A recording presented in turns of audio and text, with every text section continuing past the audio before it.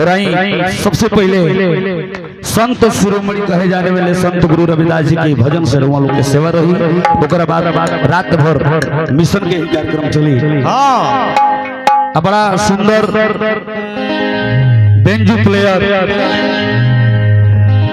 हमरा बागी बलिया के आन बान शान बड़ा सुंदर यहाँ के गीत भी गाइला। आज हमने के सौभाग्य बा के हमरा बीच में यहाँ के बेंजू प्लेयर करे बने परम आदरणीय हमारे मायालाल भैया हृदय से प्रणाम रही। और साथ ही साथ बेलथराउड की धरती से परम आदरणीय आप हमारे बड़े भाई जी ढोलक पे संगत कर रहे बने विजेश भैया के माध्यम से भैया के स्वागत रही। साथ ही साथ हमारे झाल पे संगत कर रहे हैं जय प्रकाश उर्फ जेपी भैया हृदय से प्रणाम। और सुनील सुहाना जी के दिल से प्रणाम रही। बड़ा सुंदर व्यास सब लोग उपस्थित हुआ। और आई चलो जा हमने के संत गुरु रविदास जी के भजन से सेवा रही।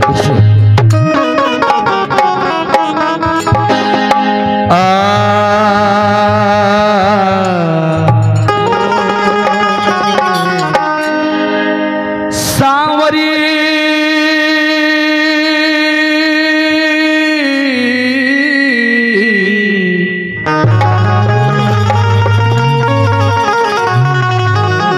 सांवरिया सांवरिया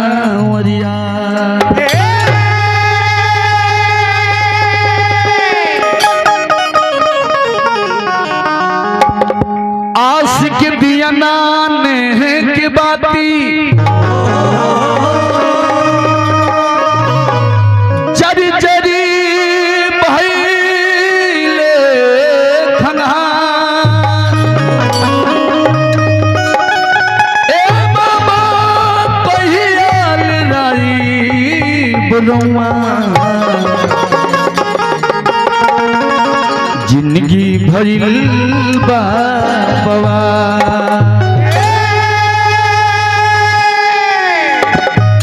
लेकिन कैसे संत शिरोमणि गुरु रविदास जी के भजन से सेवा रही कि हाथ जोड़ी करी ले पूजनवा हो। भक्त कहता लड़का कहता के बाबा ना हमरा गावे के लोरबा ना कोनो चीज के सोहरबा राउर कृपा बा हे भगवान स्वरूप स्वरूप समाज में दो चार गो राउर गीत गौने भजन गा के आशीर्वाद ले लिया। रौरा भरोसे आज सभा में उपस्थित बानी कैसे कि हाथ जोड़ी करी ले पूजनवा हो। अरे सुमिरन में आई बाबा बहुत अच्छे हाथ जोड़ी करी ले पूजनवा हो सुमिरन में आई बाबा हाथ जोड़ करी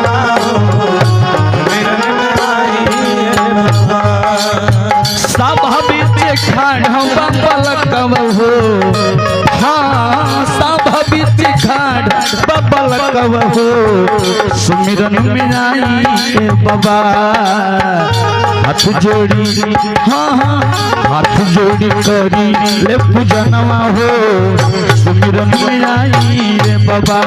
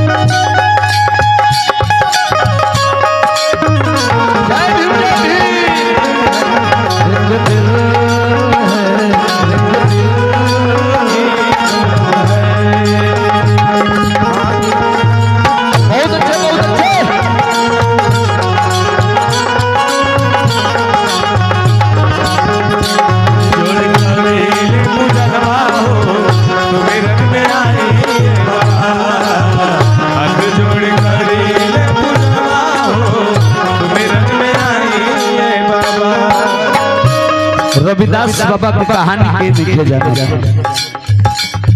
वहाँ के संग आज का लोग संत बा इंस्टाग्राम फेसबुक के माध्यम से देखा जाता कि चंदन लोग लगा लेता, अब बाद में लोग को वीडियो देखा जाता था, लोग बहुत बा। लेकिन बाबा रविदास जैसे जाना के संत होइल ना के होई रौरा कृपा के संगा हो देखनी ना दुनिया में रोमा जैसा ज्ञानी,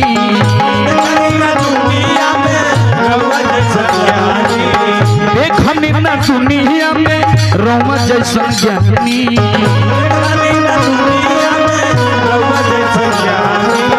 जे घर कठौती आईली गंगा महारानी,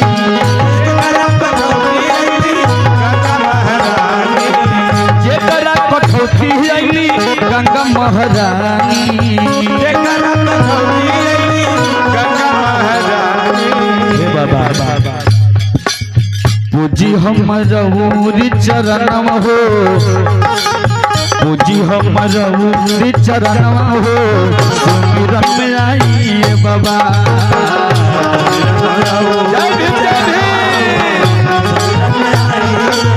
हाथ जोड़ी करिए पूजनम हो, सुमिरन में आइए बाबा,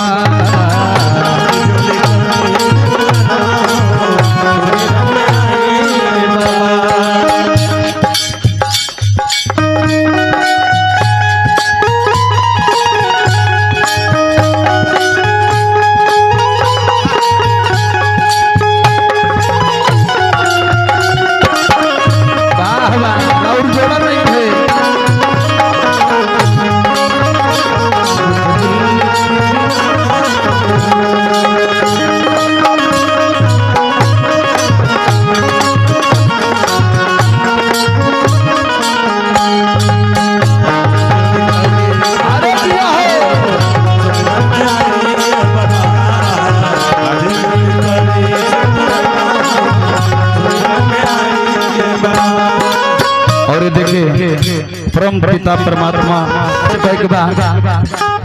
सुन ले बानी बाबा राऊ महिमा महान बा, सुन ले बानी बाबा राऊ महिमा महान बा, हे बाबा रौरे चरनिया में बड़ा विश्वास बा, रौरे चरनिया में बड़ा विश्वास बा,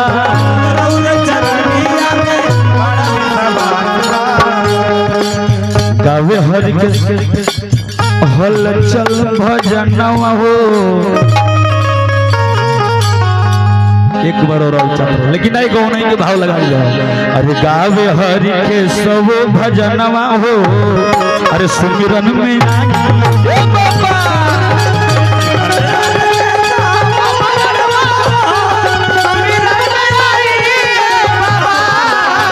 गावे हरि के सब भजनवा हो, सुमिरन में आइए बाबा,